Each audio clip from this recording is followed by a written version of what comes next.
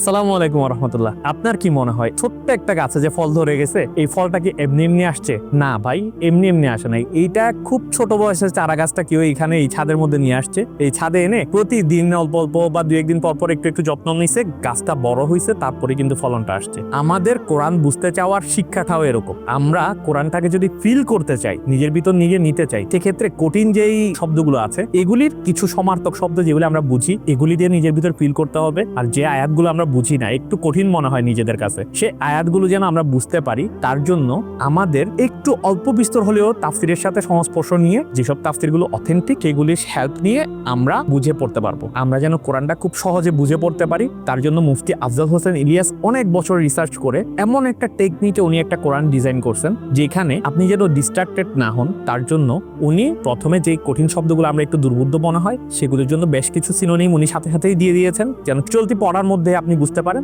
আবার যেই সব শব্দগুলোর একটু ক্রিটিক্যাল, যে আয়াতগুলো একটু সাংকেতিক, চলতি লাইনের মধ্যেই উনি প্রয়োজনীয় ব্যাখ্যাটা দিয়ে দিয়েছেন। সেগুলি কিন্তু কোনো নর্মাল কোনো জায়গা থেকে না, অথেন্টিক তাফসির এবং অথেন্টিক হাদিসের আলোকে উনি এই ব্যাখ্যাগুলো দিয়েছেন। এই গাছটা যেরকম যত্ন করে এত বড় করে তোলা হয়েছে, ঠিক একইভাবে যেন নিজের কোরআনিক যত্নটা নিতে পারি, তার জন্য মুফতি আফজাল হোসেন ইলিয়াসের এই লেখাটার সাথে যদি আমরা নিজেকে কানেক্ট করতে পারি, তাহলে ইনশাআল্লাহ আমরা দুনিয়া এবং আখেরাতে উভয় জাহানে কামিয়াবি হাসিল করতে পারি ইনশাআল্লাহ।